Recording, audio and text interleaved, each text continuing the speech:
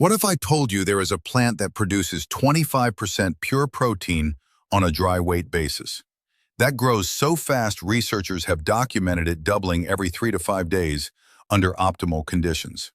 That requires no synthetic fertilizer, none, because it manufactures its own nitrogen out of thin air. And what if I told you this plant can supplement the diet of your chickens, ducks, pigs, and rabbits for pennies a day? That some farmers report reducing their feed costs by 20 to 40%. You would think this would be a cornerstone of sustainable agriculture. So why is one species of this plant, Azolla pinnata, listed on the United States Department of Agriculture's Federal Noxious Weed list? Why are you legally prohibited from importing it without a permit, with potential penalties up to $25,000 per violation under the Plant Protection Act? And why, if it solves one of the biggest costs in raising animals, has this knowledge seen limited adoption in the Western world? Here is what we unearthed. The plant that could supplement feed systems isn't some genetically modified supercrop locked in a corporate vault. It is a primitive fern. It grows in stagnant water, and regulatory and economic structures have limited its adoption. Because you cannot patent a plant that refuses to die. Welcome to Nature Unearthed. Today we are digging into Azolla. Let us travel back. The Red River Delta of Vietnam. Not 20 years ago, over 1,000 years ago. The year is approximately 1149 CE. Historical agricultural records from the Song dynasty describe a floating fern that makes rice grow tall without manure. The farmers did not understand the science yet, but they saw the miracle. Before industrial soy, before chemical nitrogen, the farmers of the Mekong knew something that Western agriculture has largely forgotten. They cultivated a floating fern. They called it Bao Hoa Do. By the late 1970s, this knowledge was too valuable to ignore. After the war, the unified Vietnamese government did something radical. They looked at starving livestock in depleted rice paddies. They did not look to America for a solution. They looked to the water. Historical agricultural records indicate that by 1985, Vietnam had established extensive inoculation programs. Some sources cite over 1,000 production centers. They distributed dozens of indigenous strains adapted to salt, heat, and cold. Then China unearthed the same secret. By 1980, China was cultivating Azolla on an estimated 1.3 million hectares of rice paddy. That is larger than the entire state of Connecticut. Dedicated to a plant the USDA currently restricts. Why did it work? Because Azolla does not need soil. It does not need synthetic petrochemicals. It just needs water, sunlight, and basic nutrients. Chinese agricultural records suggest that Azolla-enabled paddies contributed substantially to rice production increases during this period. Some estimates run into the tens of millions of additional tons. Without synthetic fertilizer imports, without foreign dependency. But while this was happening in Asia, something else was happening in Washington. Something that would limit Western adoption of this knowledge. Let us look at what the research actually says. On a dry weight basis, meaning with all water removed, Azolla contains 25 to 35% crude protein. For context, fresh, straight from the pond Azolla is about 90 to 95% water. But the dry matter is where the protein lives. The Indian Council of Agricultural Research published a systematic review documenting that Azolla contains essential amino acids, vitamin B12, beta-carotene, and minerals like calcium, potassium, and magnesium. It has very low lignin content, meaning chickens and livestock can digest it with relatively high efficiency. Some studies report up to 80% digestibility. But here is what researchers did not expect. When they fed Azolla to dairy cattle, multiple studies have shown milk production increases of 15 to 20%. When they fed it to laying hens, egg production increased by 10 to 15%. The fern was not just feed, it appeared to function as a metabolic catalyst. Let me show you why this knowledge remained underutilized in Western agriculture. The soybean industry standard. Soybean meal is the gold standard for protein. The global soybean meal market in 2025 is valued at over $65 billion. It costs roughly $400 to $600 per ton. It requires massive land use, synthetic fertilizers, and international shipping. The Azolla reality. In a controlled greenhouse study at Makerere University in Uganda, researchers found that under optimal conditions, using nutrient-rich water as a base, Azolla reaches peak biomass productivity in 5 to 7 days. The estimated cost per ton of protein? Some analyses suggest as low as 50 to 100, though this varies significantly with scale and conditions. But the numbers that matter come from peer-reviewed research. A 2019 study in tropical and subtropical agroecosystems by Oyanje and colleagues measured Azolla's doubling time under field conditions. The average? 5 days. Under optimal laboratory conditions, consistent 30 degrees Celsius water temperature, adequate nutrients, and partial sunlight, researchers have documented doubling times as fast as 3 to 5 days. Some farmers in tropical climates report visible doubling every 48 to 72 hours during peak growing season. Think about that. Corn takes 4 months from planting to harvest. You need to spray it, weed it, water it, and fertilize it. With Azolla, you can harvest fresh biomass every 5 to 10 days. And here is the part that challenges our understanding of plant biology. In 2018, Dr. Fei-Wei Li and his team at the Boyce Thompson Institute, affiliated with Cornell University, published a discovery in Nature Plants. They sequenced the genome of Azolla's symbiotic partner, a cyanobacterium called Anabaena azolli. What they found? The cyanobacterium has been living inside the fern for 80 million years. They have evolved so completely together that the cyanobacterium no longer knows how to live independently. It has given up its freedom to become a nitrogen factory permanently housed inside Azolla's leaves. Dr. Li called it one of the tightest symbioses known to science. The fern does not borrow nitrogen from the soil. It manufactures it internally, constantly, for free. So why isn't every chicken coop in America sitting next to a container of this fern? The answer involves regulation, economics, and ecological risk. So why is Azolla pinnata classified as a Federal Noxious Weed in the United States? Let me give you the date, May 21st, 1987. The Federal Register, Volume 52, Number 98. The USDA added Azolla pinnata to the Federal Noxious Weed List under Title VII, Code of Federal Regulations, Section 360.200. The penalty for importing it without a permit can reach up to $25,000 per violation under the Plant Protection Act. Here is their stated justification. The USDA claims it forms dense vegetative mats that displace native aquatic plants. To be precise, the federal restriction applies specifically to Azolla pinnata, one of several species in the genus. Other Azolla species, such as Azolla caroliniana and Azolla folliculoides, have different regulatory statuses depending on the state and region. But the practical effect on small-scale growers, considering the most productive strains, is clear. Significant regulatory barriers exist. Ask yourself a question. Why did a plant that contributed to rice production across millions of hectares in Asia see such limited adoption in America? The answer involves market structures. Modern industrial agriculture is built around purchased inputs, hybrid seeds, synthetic fertilizers, chemical herbicides. If you grow corn, you are likely to buy nitrogen. You are likely to buy weed killer. You are part of a supply chain. Azolla operates differently.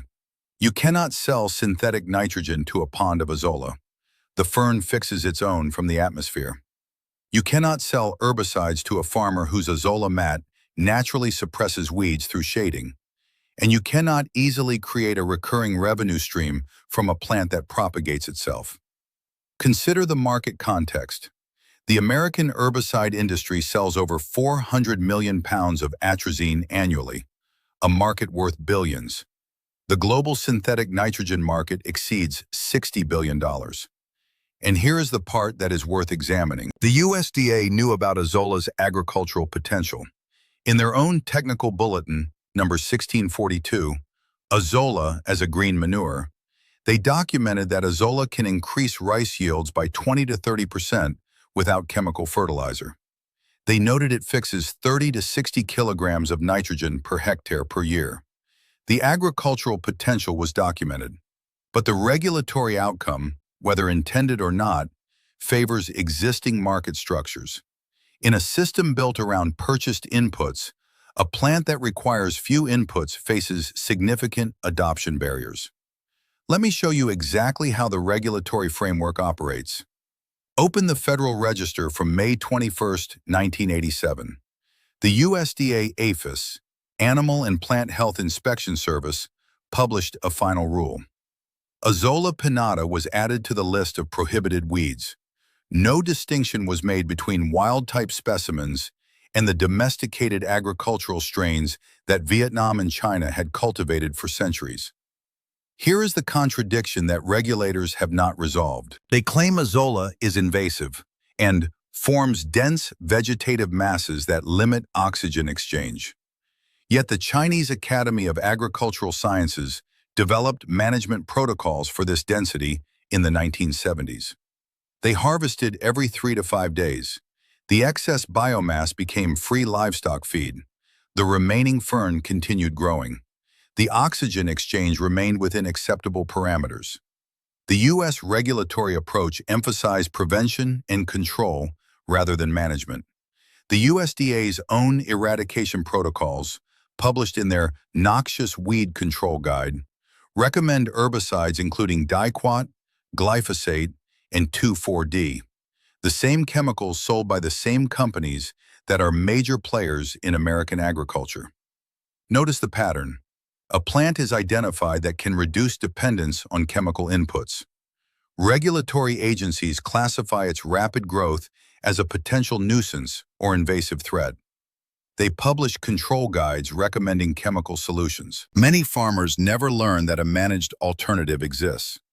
Whether this pattern reflects intentional design or emergent market incentives is a matter of perspective, but the outcome is measurable.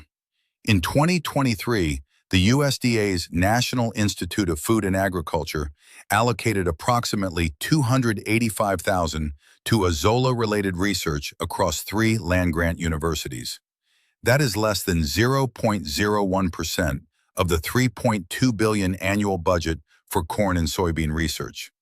The American Soybean Association reported revenues of $65 billion in 2025. The herbicide industry sells over 400 million pounds of atrazine annually, and the USDA spends less on Azolla research than a single fast food franchise earns in a year.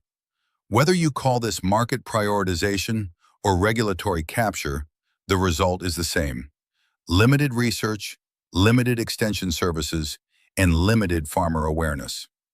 But this knowledge was never completely lost. In Bangladesh, India, and the Philippines, small-scale farmers continued growing the fern their grandparents grew.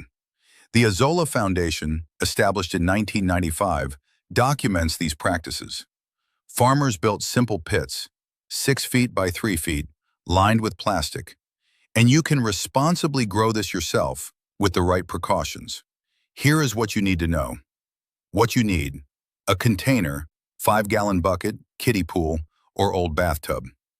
Chlorine-free water, rainwater, or dechlorinated tap water. Approximately 100 to 200 grams of compost or aged manure per 10 liters of water. A starter culture of Azolla. Check local regulations first. Where to place it: partial shade, not full sun. Ideal water temperature: 20 to 30 degrees Celsius, 68 to 86 degrees Fahrenheit. Below 15 degrees Celsius, 59 degrees Fahrenheit, growth slows significantly. Above 35 degrees Celsius, 95 degrees Fahrenheit, the fern may die off. How to maintain it: place the starter on the water surface. Monitor weekly. Harvest every 7 to 14 days. Do not let the mat exceed 2 inches in thickness. Replace water every 2 to 3 weeks to prevent stagnation. Here is what happens next. Day 3 to 5, the fern begins covering the surface. Day 7 to 10, it forms a thin green mat. Day 14, at optimal coverage, it is ready for first harvest. But timing matters more than you might think. A 2025 study from Princess of Naradiwas University by Samai and colleagues found something critical. Protein content in Azolla drops from nearly 20% at day 7 to under 15% at day 21. Meanwhile, fiber content increases fivefold, from approximately 11% to nearly 55%. Harvest young, harvest often. Older plants are less digestible. You scoop out a colander full, you rinse it, you mix it at appropriate ratios with regular feed. You offer it to your chickens. Most will eat it enthusiastically, but here is what responsible growing requires. Do not overfeed. For chickens, research suggests no more than 5 to 10% of total dry ration. For ducks, 100 to 200 grams fresh per duck per day is a common target. For cattle, up to 20 to 30% of green fodder. Do not release into natural waterways.